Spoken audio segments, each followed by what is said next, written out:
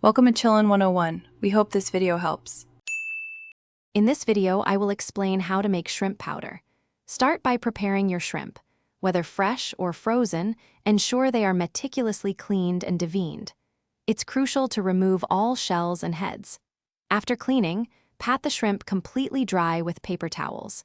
This step is vital for achieving the best texture and flavor in your homemade shrimp powder. Now, let's dry the shrimp. Spread them in a single layer on a baking sheet. You can use an oven set to a low temperature, about 200 degrees Fahrenheit, or a food dehydrator. The goal is to dehydrate them until they are completely brittle and crisp, which usually takes several hours. Once your shrimp are thoroughly dried and cooled, it's time to grind them. A spice grinder or a powerful blender works best for this. Grind the shrimp in short bursts, pausing to shake the container.